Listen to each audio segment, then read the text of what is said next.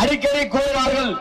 குறிப்பாக 2000 பூந்தமல்லியிலே நடக்கின்ற ஒரு மாநாட்டில் ஐயா மருத்துவர் அவர்களை எங்களுடைய தமிழ்நாடு யாதவ மகாசபையுடைய பொதுச் செயலாளர் பேராசிரியர் கலைமணி அவர்கள் அவர்களோடு அன்றைய இளைஞராக இருந்த இளைஞரணி பொறுப்பில் இருந்த நானும் ஐயா அவர்களை வந்து அழைக்கின்ற போது ஐயா அவர்கள் ஒன்றை குறிப்பிட்டார்கள்.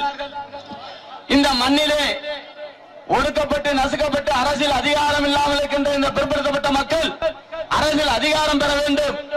அதிகாரத்திற்கு வந்தால்தான் நம்மை நம்பி இருக்கின்ற இந்த மக்களுக்கு ஏதாவது செய்ய முடியும் என்கின்ற தத்துவத்தை 2000 பூந்தமல்லியிலே நாங்கள் ஏற்படுத்துகின்ற முதல் கூட்டத்திலே ஐயா அவர்கள் ஒன்றை சொன்னார்கள். மாமன் மைத்துனர்களாக வாழ்ந்து கொண்டிருக்கின்ற நாம் சூழ்ச்சியின் காரணத்தால் பிரித்தாளப்பட்டு இன்று இந்த நாட்டிலே அதிகாரத்தை யாரிடத்தோ தாரவார்த்து கொடுத்திருந்தோம் என்று சொன்னார்கள். அதைத்தான் இன்று 19 ஆண்டு காலம் கழித்து இந்த திட்டக்குடி மண்ணிலே பதிவு செய்கின்ற வாய்ப்பை நான் பெற்றமைக்காக உங்கள் அத்தனை பேருக்கும் நன்றி பாராட்டுகின்றேன். அதே வகையில் அண்ணன் நாடாளுமன்றத்தினுடைய வேட்பாளராக உண்மையான உத்தமமான ஒரு உருப்படியான செயல்களை இந்த பகுதியிலே அண்ணன் அருள்மொழி தேவன் அவர்கள் ஏராளமான பணிகளை செய்து வெற்றி வாகை குளித்திருந்தாலும் இன்னும் வரும் 5 ஆண்டுகளில் ஒரு மிகப்பெரிய வெற்றி வாய்ப்புகளை இந்த மக்களுக்கு தேவையான அனைத்து வசதிகளையும் குறிப்பாக குடிநீர் வசதி ஒவ்வொரு கிராம தாய்மார்களும் படுகின்ற வேதனை இந்த 5 ஆண்டுகளில் திண்ணை பிரச்சாரத்தில் நான் பார்த்தது மிகவும் வேதனையாக இந்த வெயில் காலத்தில் வாழ்ந்து கொண்டிருக்கின்ற மக்களுக்கு குடிநீரை உருவாக்கி தருவதற்காக இந்த கூட்டணியை ஐயா அவர்கள் ஏற்படுத்தி இருக்கின்றார்கள். தண்ணீர் மட்டுமல்ல, விவசாய பெருங்குடி மக்களுக்கு விவசாய இடுமுறையில் இருந்து அனைத்து திட்டங்களிலும் ஐயா பாட்டாளி மக்கள் கட்சியின் சார்பிலே பல்வேறு திட்டங்களை வகுத்து காவேரியில 5 அடிக்கு ஒரு தடுப்பணை கட்ட வேண்டும் என்று ஒரு அற்புதமான திட்டங்கள் வகுத்து கொடுத்த கட்சி பாட்டாளி மக்கள் கட்சி. அந்த கட்சியை தமிழகத்திலே வலுப்பெற செய்வதற்கு கோகுல மக்கள் கட்சி என்றென்றும் துணை நிற்கும். அந்த வகையிலே கன்னியாகுமரி முதல் கிருஷ்ணகிரி வரை நீக்கமர நிறைந்திருக்கின்ற ஒரு மாபெரும் இயக்கம் இந்த கோகுல மக்கள் கட்சி துணை நிற்கும் என்று கூறி வாய்ப்புக்கு நன்றி பாராட்டி விடைபெறுகின்றேன். நன்றி, வணக்கம். தொடர்ந்து வெற்றி வேட்பாளரை அஇஅதிமுக மேற்கு மாவட்ட செயலாளர் மாவட்டத்தினுடைய நாடாளுமன்ற உறுப்பினர் அண்ணன் அருள்மொழி தேவன் அவர்கள் இப்போது அன்புடன் உரையாற்றுகிறார்.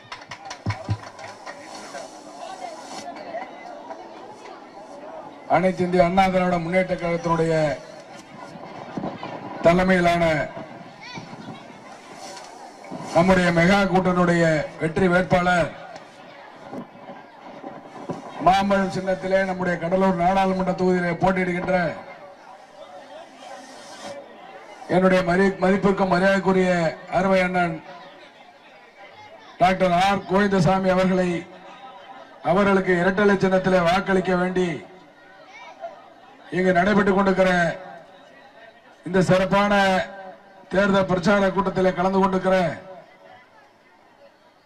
எங்களுடைய மதிப்புக்கும் மரியாதைக்குரிய அன்புக்குரிய அனைத்து இந்திய அண்ணா திராவிட முன்னேற்ற கழகத்தினுடைய தலைமையிலான கூட்டணியிலே இன்றைக்கு மெகா கூட்டணி அமைப்பதற்கு ஒரு அடித்தளமாக முதலாக நம்முடைய தமிழகத்தினுடைய முதலமைச்சர் அண்ணன் எடப்பாடியார் அண்ணன் OPS அவர்களோடு கூட்டணி ஒப்பந்தம் செய்து இன்றைக்கு தேர்தல் பிரச்சாரத்திற்கு வருகின்ற அன்பிற்குரிய டாக்டர் ஐயா உள்ளிட்ட இந்த அவையை வழங்கி இன்னும் இதற்கு பின்னால் இன்னும் 3 இடங்களிலே நம்முடைய டாக்டர் ஐயா அவர்கள் கலந்து கொள்ளக்கூடிய பிரச்சார கூட்டங்கள் இருக்கின்ற சூழ்நிலையில் காலத்தின் அருமை கருதி அனைத்து தோழமை கட்சியினுடைய அனைத்து இந்திய அண்ணா திராவிட முன்னேற்ற கழகத்துடைய மரியாதைக்குரிய நிர்வாகிகளுக்கும் பெரியவர்களுக்கும் தாய்மார்களுக்கும் பத்திரிகை நண்பர்களுக்கும் எனது பணிவான வணக்கத்தினை தெரிவித்துக் கொண்டு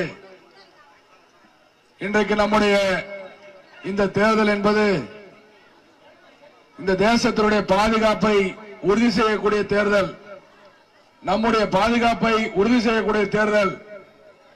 காங்கிரஸ் ஆட்சியிலே இருந்தபோது நம்முடைய போர் வீரர் ஒருவர் பாகிஸ்தானிலே சிக்கிக் கொண்ட பொழுது அவருடைய தலையை வெட்டி வீழ்த்திய நம்முடைய எல்லையிலே தூக்கி எறிந்த செய்தியை நாம் பார்த்திருக்கிறோம். ஆனால் இன்றைக்கு எதிருடைய விமானத்தை சுட்டு வீழ்த்தி பாராசூட்டிலே பாகிஸ்தான் நிலையில இறங்கி அங்க இருக்கக்கூடிய பாகிஸ்தான் ராணுவத்திலே சிக்கி 2 தினங்களிலே ராஜ மரியாதையோடு நம்முடைய வாகனங்களுக்கு வந்த அபிநந்தனை பற்றி நாம் எல்லோரும் நன்றாக அறிந்திருக்கிறோம். அந்த நிலைக்கு காரணம் நம்முடைய பாரத பிரதமர் மோடி அவர்கள் ஒரு வலுவான பிரதமராக இருக்கின்ற காரணத்தினால்தான் இன்றைக்கு அபிநந்தன் ராஜ மரியாதையோடு வாக எல்லை வழியாக இந்தியாவுக்குள் வந்தார். இது நாட்டுடைய பாதுகாப்பு சம்பந்தப்பட்ட விஷயம். எனவே வர இருக்கின்ற தேர்தலில் இன்றைக்கு நம்முடைய அண்ணன் எடப்பாடியார் அவர்கள் மாண்புமிகு அம்மாவுடைய அரசை சிறப்போடு வழிநடத்திக் கொண்டிருக்கிறார். ஏழைகளுக்கான அரசாக இந்த அரசு சிறப்போடு நடைபெற்றுக் கொண்டிருக்கிறது. அவர் பொறுப்பேற்றதிலிருந்து இன்றைக்கு வரை ஏழை மக்களுக்காக, பாட்டாளிகளுக்காக, விவசாயிகளுக்கான ஆட்சியாகத்தான் இந்த ஆட்சி நடந்து கொண்டிருக்கிறது. ஏரியிலே வண்டல் மண்ணை விவசாயிகள் வெளியில்லாமல் எடுத்துச் செல்லலாம் என்று உத்தரவிட்டார். பொங்கலுக்கு பொங்கல் பரிசோடு 1000 ரூபாய் வழங்கினார். வறுமை கோட்டு கீழே இருப்பவர்களுக்கு 2000 ரூபாய் வழங்குவதற்கு உத்தரவிட்டு அதையும் வழங்கினார். தேர்தல் நேரத்தில் தேர்தலுக்கு பின்னால் தொடர்ந்து வழங்கப்படும் என்று அறிவித்திருக்கிறார். இன்றைக்கு தேர்தல் அறிக்கையில காவிரி, கோதாவரி போன்ற ஆறுகளை இணைத்து நம்முடைய நீர் பிரச்சனையை தீர்ப்பதற்கு உத்தரவாதத்தை அளித்திருக்கிறார். வறுமை கோட்டு கீழ் இருப்பவர்களுக்கு மாதந்தோறும் 1500 வழங்கப்படும் என்று தேர்தல் வாக்குறுதியில் அறிவித்திருக்கிறார். இப்படி அண்ணன் எடப்பாடியார் அறிவிக்கின்ற எல்லா திட்டங்களும் ஏழை மக்களுக்கான திட்டங்களாகத்தான் சென்று கொடுக்கிறது என்பதை நீங்கள் நன்றாக புரிந்து கொள்ள வேண்டும். நேற்றைக்கு நம்முடைய முதலமைச்சர் சிதம்பரத்தில் பேசுகின்ற பொழுதும், 2 தினங்களுக்கு முன்னால் நம்முடைய டாக்டர் ஐயா அவர்கள் சிதம்பரத்தில் பேசுகின்ற பொழுதும் ஒரு கருத்தை வலியுறுத்தி சொன்னார்கள். நாங்கள் இருவருமே விவசாயிகள், நாங்கள் விவசாயிகளுடைய கஷ்டத்தை அறிந்தவர்கள் என்று குறிப்பிட்டு சொன்னார்கள். இன்றைக்கு முதலமைச்சர் அறிவித்திருக்கிறார், 100 நாள் வேலை திட்டம் 200 நாள் வேலை திட்டமாக உயர்த்தப்படும் என்று அறிவித்திருக்கிறார். இப்படி ஏழைகளுக்கான ஆட்சியை பற்றி, இந்த கூட்டணியை பற்றி மு.க. ஸ்டாலின் தினந்தோறும் குறை சொல்லிக் கொண்டிருக்கிறார். என்ன பேசுவது, என்ன பேசுகிறோம், யாரை பேசுகிறோம் என்று தெரியாமல் இன்றைக்கு பேசிக் கொண்டிருக்கிற மு.க. ஸ்டாலினை பற்றி உங்களுக்கு நான் விளக்கம் சொல்ல தேவையில்லை. இன்றைக்கு தமிழக அரசியல ஒரு தலை சிறந்த காமெடியனாக மு.க. ஸ்டாலின் வளர்ந்து கொண்டிருக்கிறார். அதுதான் இன்றைக்கு உண்மை. இன்னைக்கு அந்த நம்முடைய கூட்டணியை பற்றி விமர்சிக்கக்கூடிய ஸ்டாலின் அவர் இடத்துல போறலாம் யார்? இந்த வைகோ என்ன சொன்னார்?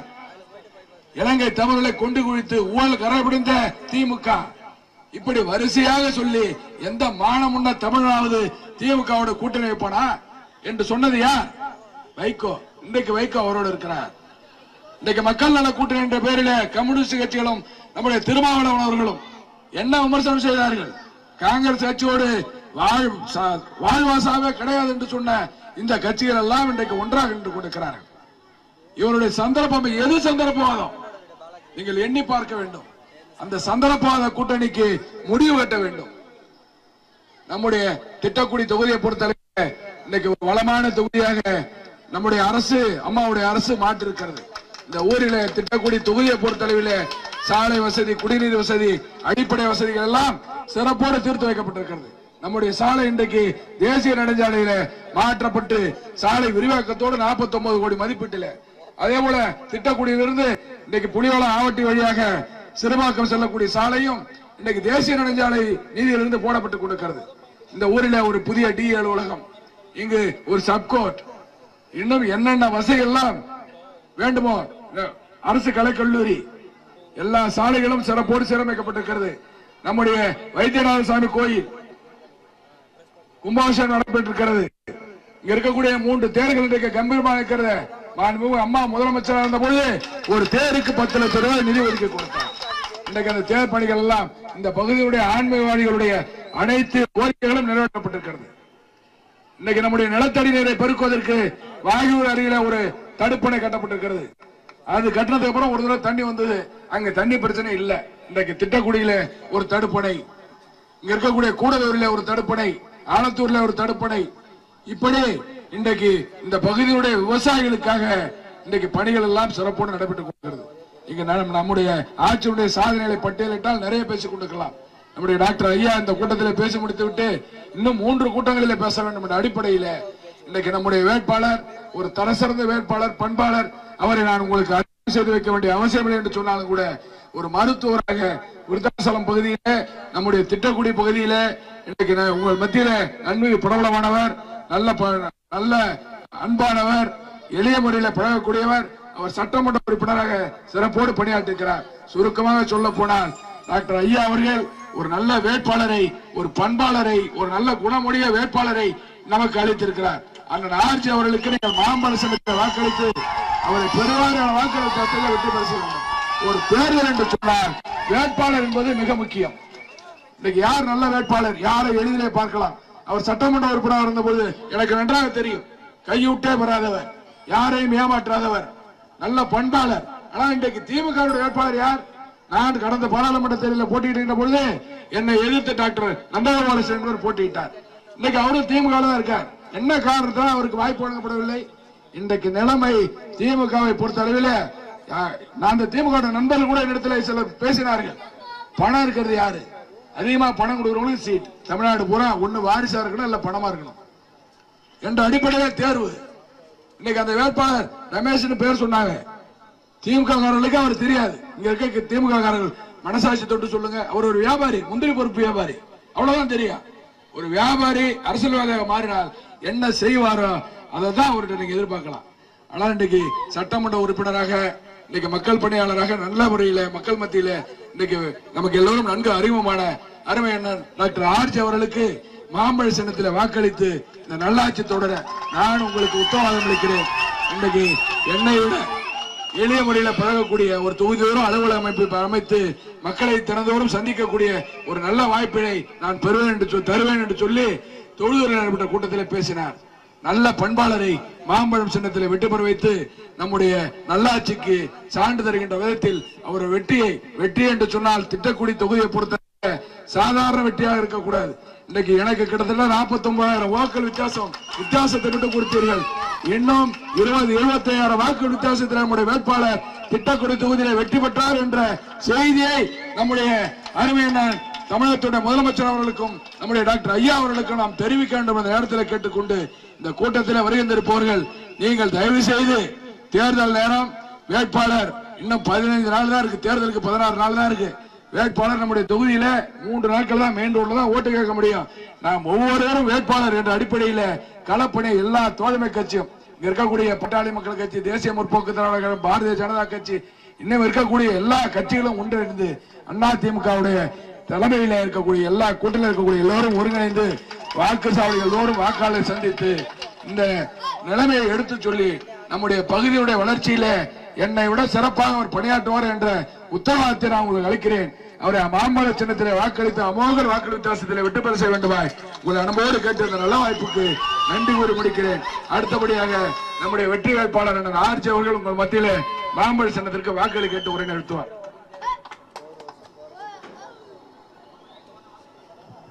மாம்பழத்தை கையிலே எடுத்து வந்தேன்.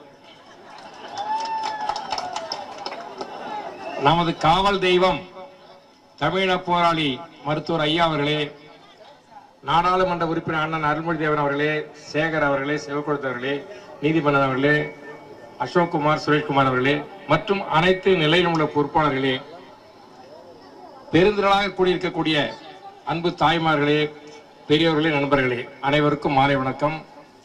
மருத்துவர் ஐயா அவர்கள் என்னை இந்த பகுதியிலே கூட்டணி கட்சிகளின் அதிமுக, பாமக, தேமுதிக, பாரதிய ஜனதா கட்சி, மக்கள் நீதி கட்சி, கோகுல் மக்கள் கட்சி, அனைத்து கட்சி சார்பாக இந்த பகுதியில் வேட்பாளர் நிறுத்தியிருக்கின்றார்கள். நான் உங்களுக்கு எல்லாம் பழக்கமானவன் தான். ஏறக்குறைய 40 ஆண்டுகளாக விருத்தாசலத்திலே சந்திரா மருத்துவமனை, சந்திராங்கிறது யாரு? எங்க அம்மா பேரு. ஐயா சொல்லுவாங்க அடிக்கடி, அம்மாவை தான் கும்பிடணும், அம்மா தான் தெய்வங்க. எங்க அம்மா பேர்ல சந்திரா மருத்துவமனை நடத்தி கொண்டிருக்கின்றேன். நிறைய பேர் எனக்கு பழக்கம் உண்டு. எனக்கு ஒரு 40 வருஷமா விருத்தாசலம், திட்டக்குடி, புவனகிரி அந்த பகுதியெல்லாம் பழக்கம் உண்டு. ஆகையால எனக்கு பரிச்சயமானவர்கள், பழக்கமானவர்கள். நான் சட்டப்பேரவையில் இருக்கும்போது கூட என்னால் இயன்ற உதவிகளை, இந்த சேவைகளை செய்தேன். இப்பொழுது உறுதிமொழியாக சொல்லுகின்றேன், எந்த காரணத்தை முன்னிட்டும் தவறான பாதையில் லஞ்சம் வாங்க மாட்டேன், அது தவறு செய்ய மாட்டேன். செஞ்சா என்ன நடக்கும்? எங்க ஐயா என்ன விட மாட்டார், சும்மா விட மாட்டாரு, தண்டிச்சிடுவாரு, சவுக்கால் அடிப்பாரு. அதனால அதெல்லாம் உறுதிமொழி ஏற்றுதான் உங்கள் மீது நம்பிக்கையாக நான் வைத்திருக்கூடிய நம்பிக்கை, நீங்கள் என் மீது வைத்திருக்கக்கூடிய பாசம், அன்பு, அதன் காரணமாகத்தான் இந்த பகுதியில் வேட்பாளரை போட்டியிடுகின்றேன். அதனால கண்டிப்பாக உங்க கோவிந்தசாமி நம்பலாம், உங்க டாக்டர் கோவிந்தசாமி விருத்தாச்சலம் டாக்டர் நம்பலாம். நம்பி மாம்பழத்திலே வாக்களிங்கள் என்று கேட்டு விடைபெறுகின்றேன். நன்றி. மாம்பழம் மாம்பழம் மாம்பழம். நீங்கள் எல்லாம் ஆவலோடு எதிர்பார்த்து கொண்டிருக்கக்கூடிய நம்மளுடைய சமூக நீதி காவலர் மருத்துவர் ஐயா அவர்கள் நம்மளுடைய வெற்றி வேட்பாளரை அறிமுகம் செய்து அனைத்து தோழமை கட்சியினுடைய அனைத்து வாக்குகளையும் சொந்தங்களுடைய வாக்குகளையும் மாம்பழ சின்னத்திற்கு அளிக்க வேண்டும் என்று உங்களிடம் அன்போடும் பாசத்தோடும் இது அறிமுகம் செய்து சிறப்புரையாற்றுகிறார்கள். பல்வேறு சிறப்புகள், பெருமைகள் இந்த நகரத்துக்கு உண்டு, இந்த தொகுதிக்கும் உண்டு. அந்த வகையிலே இந்த நகரத்தில் நடைபெற்றுக் கொண்டிருக்கின்ற பிரச்சார கூட்டத்திற்கு தலைமை தாங்குகின்ற அண்ணா திராவிட முன்னேற்ற கழகத்தினுடைய மாவட்ட செயலாளர், நாடாளுமன்ற உறுப்பினர் அருள்மொழி தேவன் அவர்களே, முன்னிலை வகிக்கின்ற KP கந்தசாமி ஒன்றிய செயலாளர், நீதிமன்னன் நகர செயலாளர், பாட்டாளி மக்கள் கட்சியினுடைய மாநில துணை பொதுச் செயலாளர் அசோக்குமார், மாவட்ட செயலாளர் சுரேஷ், வெற்றி வேட்பாளர் நம்முடைய டாக்டர் ஆர் கோவிந்தசாமி, தேர்தல் பணிக்குழு தலைவர் தனபால், வீரகோவிந்தன், மோகன், முன்னாள் மாவட்ட தலைவர் ஆடியபாதம், பட்டூர் ராஜேந்திரன், தொகுதி அமைப்பு செயலாளர் குழந்தைவேல் மாவட்ட துணைத் தலைவர், சரவணன் மாவட்ட துணை செயலாளர், பழனிவேல், டாக்டர் சத்தியமூர்த்தி, கார்த்திக் நகர செயலாளர், ராஜவேல் நகர தலைவர், ராஜராஜன் நகர தலைவர், சுரேஷ், பஞ்சு ஆறுமுகம், சின்னசாமி, ரங்கநாதன், முன்னாள் கவுன்சிலர் உலகநாதன், ஒன்றிய செயலாளர் கண்ணன், வேல்முருகன், ஒன்றிய செயலாளர்கள், கோகுலம் மக்கள் கட்சியினுடைய நிறுவன தலைவர் சேகர், தேமுதிகவினுடைய தொகுதி அமைப்பாளர் மணிமாறன், அரியலூர் மாவட்ட மாநில துணை பொதுச் செயலாளர் வைத்தி, கோகுல மக்கள் கட்சியினுடைய மாவட்ட தலைவர் சக்திவேல், மாவட்ட செயலாளர் கிருஷ்ணமூர்த்தி, துணை கோவிந்தசாமி, மாவட்ட இளைஞரணி செயலாளர் சீனிவாசன், மாவட்ட துணை செயலாளர் இளைஞரணி துரைசாமி, மங்களூர் ஒன்றிய செயலாளர் K. ராமச்சந்திரன், ஏனைய தோழமை கட்சிகளை சார்ந்த 22 கட்சிகள், தேமுதிக மாவட்ட செயலாளர் சிவக்கொழுந்து. நேற்று பழனியில் பேசும்போது அமைச்சர் சீனிவாசன் அவர்கள் சொன்னார், 450 அமைப்புகள், சமுதாய அமைப்புகள் எல்லாம் ஆதரவு கொடுத்திருப்பதாக. பழனியில் அவர் ஒரு ஹோட்டலில் தங்கியிருக்கும் போது ராம்ராஸ், அந்த பிராமணர் சங்கம், அவர்கள் ஒரு கடிதம் எனக்கு கொடுத்து நாங்கள் இந்த அணிக்கு ஆதரவு கொடுக்கிறோம் என்று சொன்னார்கள். அந்த வகையில் இதில் 22 கட்சிகள், 450 சமுதாய அமைப்புகள் இதில் அங்கம் வகிக்கிறார்கள். நான் எந்த கட்சி பேரையும் சொல்லலைன்னு தவறாக நினைக்க வேண்டாம், இன்னும் 3 கூட்டத்துக்கு போக வேண்டும். அந்த வகையிலே இந்த தொகுதியிலே வாழ்கின்ற, இந்த நகரத்திலே வாழ்கின்ற பெருமைக்குரிய மக்களே, கூடியிருக்கின்ற அருமை தாய்மார்களே, பெரியோர்களே, இளைஞர்களே, இளஞ்சிங்கங்களே, வாக்காள வள்ளல்களே, என் உயிரினும் மேலான பாட்டாளி சொந்தங்களே, பத்திரிகை தொலைக்காட்சி நண்பர்களே, உங்கள் அனைவருக்கும் என்னுடைய வணக்கத்தை தெரிவித்துக் கொள்கின்றேன். இங்கே எம்பி அருள்மொழித்தேவன் விட்ட பணிகளை இவர் தொடருவார் என்று நான் சொல்ல மாட்டேன். ஏனென்றால் அவர் ஏதாவது பணிகளை விட்டு இருந்தால் தான் நான் சொல்ல முடியும். மேலும் புதிய புதிய பணிகள் மக்களுக்கு தேவைப்படுகிறது. அந்த வகையிலே அதையும் அருள்மொழித்தேவனுடைய ஆலோசனையோடு டாக்டர் அவர்கள் சிறப்பாக அதை செய்வார். அவர் எந்த குறையும் சொல்ல முடியாத அளவிற்கு அருள்மொழித்தேவன் மேல யாரும் எந்த குறையும் சொல்ல முடியாது. அதே மாதிரி 5 ஆண்டு காலத்தில் டாக்டர் ஆர்ஜி பேர்ல எந்த குறையும் சொல்ல முடியாத அளவிற்கு அவருடைய பணிகள் இருக்கும்.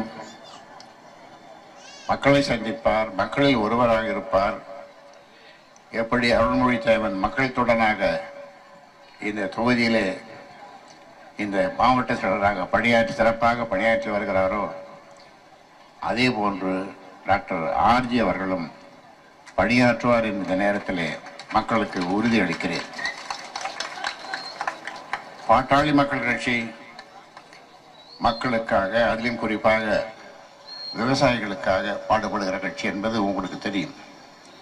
நானும் ஒரு விவசாயி, டாக்டர் ஆர்ஜியும் டாக்டராக இருந்தாலும் அவரும் ஒரு விவசாயி. அதே மாதிரி நம்முடைய தமிழக முதல்வர் அவர்களும் ஒரு விவசாயி. ஆக விவசாயி தான், பொறுப்பில் இருக்கிறவர்கள் தான் விவசாயிகளுடைய கஷ்டங்களை தெரிந்து கொள்ள முடியும். 11 ஆண்டு காலமாக நாங்கள் ஷேடோ பட்ஜெட் ஃபார் அக்ரிகல்ச்சர், விவசாயிகளுக்காக நிழல் நிதி அறிக்கையை தயாரித்து வருகிறோம். அடுத்த ஆண்டு பட்ஜெட்டில் முதலமைச்சர், துணை முதலமைச்சரை நான் கேட்டுக்கொள்ளுவேன், ஒரு விவசாயிகளுக்காக ஒரு தனி பட்ஜெட். இப்படி கர்நாடகாவிலே போடுகிறார்கள், ஆந்திராவிலே போடுகிறார்கள் தனி பட்ஜெட். என் தேசிய அளவிலே கூட ஒரு தனி பட்ஜெட் போட வேண்டும் என்று சொல்லுவேன். இங்கேயும் அடுத்த ஆண்டு பட்ஜெட்டில் இந்த பட்ஜெட் போடுவதற்கு முன்னாலே, பொது பட்ஜெட் போடுவதற்கு முன்னாலே விவசாயிகளுக்காக ஒரு தனி பட்ஜெட் போட வேண்டும் என்று நான் அவர்களை வற்புறுத்துவேன்.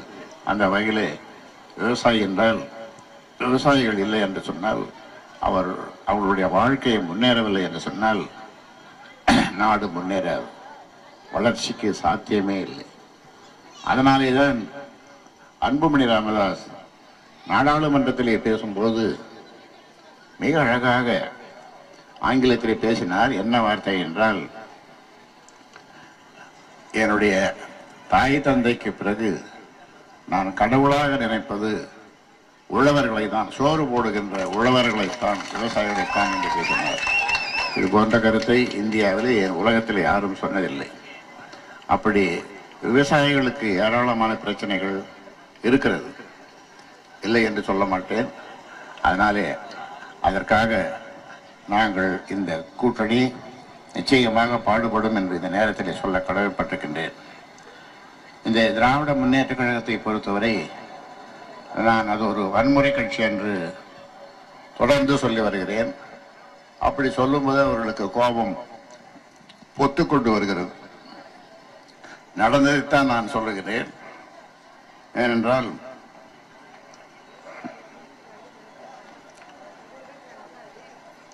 அண்ணா திராவிட முன்னேற்ற கழக அரசு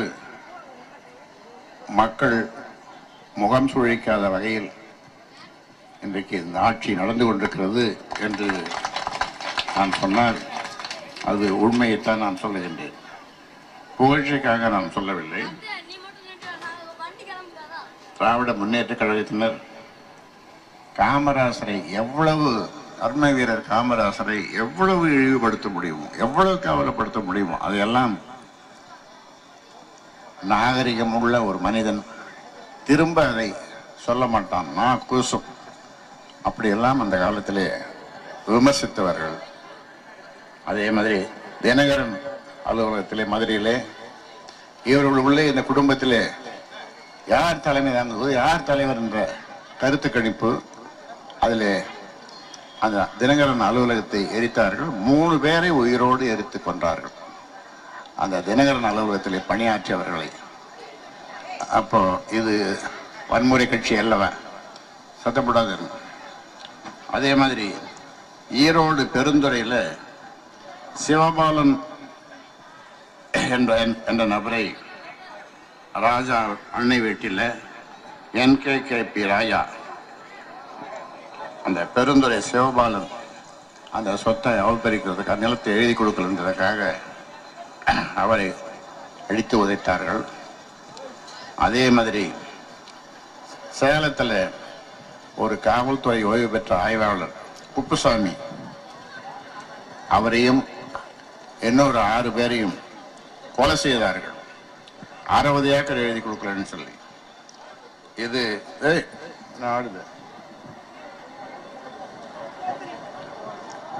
இது யார் என்று சொன்னால் அமைச்சரின் உறவினர் பாரப்பட்டி சுரேஷ்.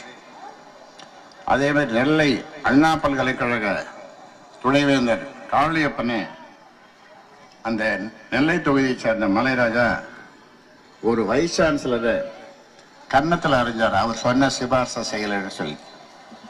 இது வன்முறை அல்லவா? எவ்வளவு பெரிய வன்முறை!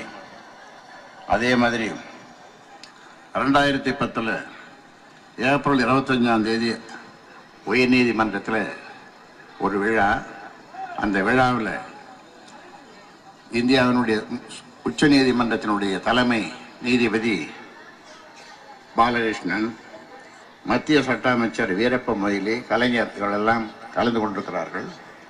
அதில் திராவிட முன்னேற்ற கழகத்தை சேர்ந்த ரவுடிகளை விட்டு அங்கே மிகப்பெரிய கலாட்டா நடந்தது.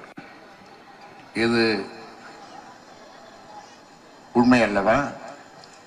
பத்திரிகை நண்பர்கள் இதை அவர்களுக்கு தெரிந்தது தானே. அதோட இப்பெல்லாம் சமீபத்தில் பிரியாணி கடையில் சாப்பிடுவாங்க, காசு கேட்டால் அடிப்பாங்க. அப்புறம் இவர் போய் மன்னிப்பு கேட்பார். யார் போய்? ஆமாம், விருகம்பாளத்தில் சென்னையில் இது நடந்தது. இப்படி அதே மாதிரி பெரம்பலூர்ல ஒரு பியூட்டி பார்லர், அதில் ஒரு பெண், அந்த பெண்ணை அங்கிருக்கின்ற திராவிட முன்னேற்ற கழகத்தை சேர்ந்த ஒருவர் அவர் அடித்து உதைத்து துவைத்தார். அது ஒரு அதே மாதிரி சென்னையில் தேநீர் கடை, பஜ்ஜி கடையோட உங்க உடலை போய் சாப்பிடுவார்கள், காசு கொடுக்க மாட்டார்கள். திருவண்ணாமலையில் செல்பேசி கடையிலையும் அதே மாதிரி. கடைசியாக ஒன்று சொல்லி முடிக்கிறேன். உங்களுக்கெல்லாம் சாதிக் பாஷா மனைவி சாதிக் பாஷாவை தெரியும், உங்களுக்கெல்லாம் கேள்விப்பட்டிருப்பீங்க. அவர் இப்பொழுது உயிரோடு இல்லை.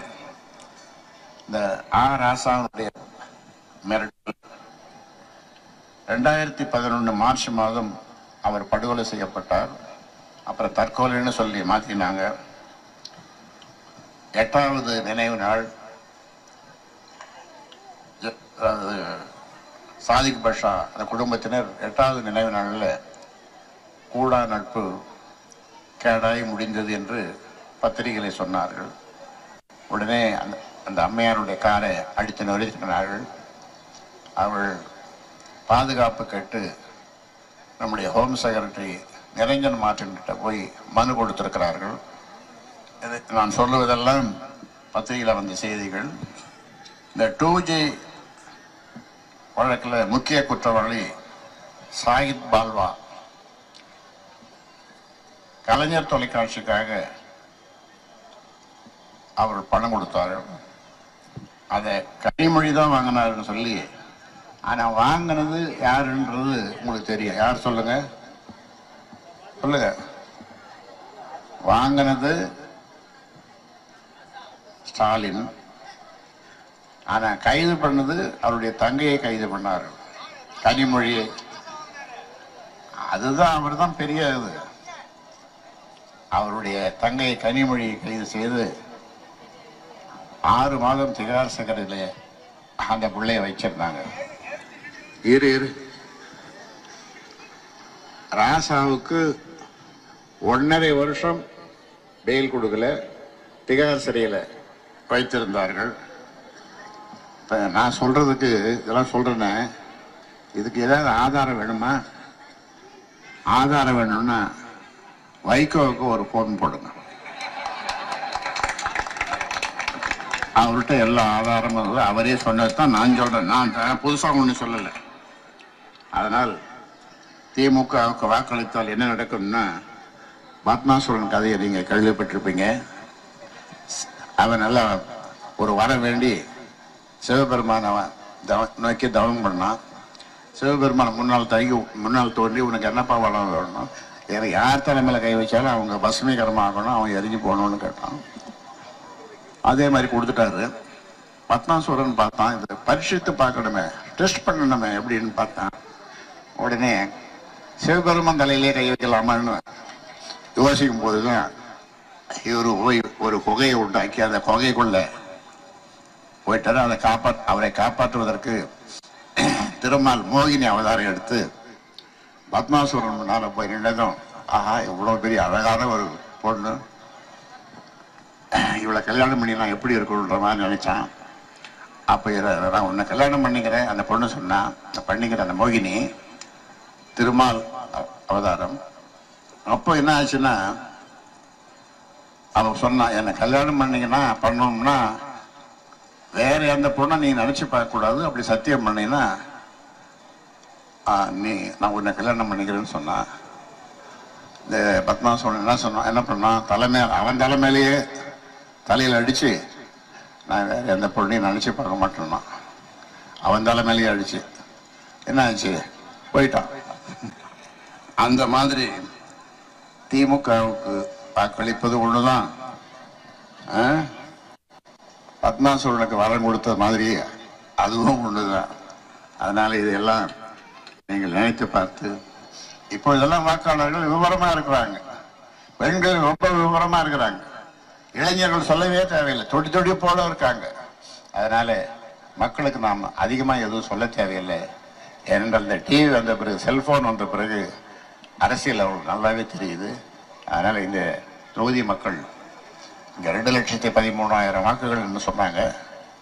சரியா மொழி? அதுல எப்படியும் இவர் 1.5 லட்சத்துக்கு மேலதான் வாங்குவார். நான் சொல்றது திட்டக்குடி தொகுதியில, ஒட்டுமொத்த தொகுதியில 3 லட்சத்துக்கு 4 லட்சத்துக்கு மேல வாக்குகள் வாங்க போறார். எதிர்த்து நிற்கிறவர் டெபாசிட் வாங்க மாட்டார்ன்றது இன்னைக்கு எல்லாருடைய கணிப்பும். அதனால வெற்றி வேட்பாளராக இப்பொழுது உங்கள் முன்னாலே நிற்கிற டாக்டர் கோவிந்தசாமிக்கு மாம்பழ சின்னம். இரட்டை இலைக்கு ஓட்டு போட்ட மக்கள் என்ன இரட்டை இலையை காணாமன்னு நீங்க யாரும் கவலைப்பட வேணாம். அந்த மாம்பழத்துக்கு இந்த பக்கம் ஒரு இலை, அந்த பக்கத்துல ஒரு இலை, இரட்டை இலையுடன் கூடிய மாம்பழம், அதான் இந்த மாம்பழ சின்னம். அதற்கு நீங்கள் வாக்களித்து மிகப்பெரிய வெற்றியை தேடித்தர வேண்டும் என்று உங்களை விரும்பி வேண்டி கேட்டுக்கொண்டு முடிக்கிறேன்.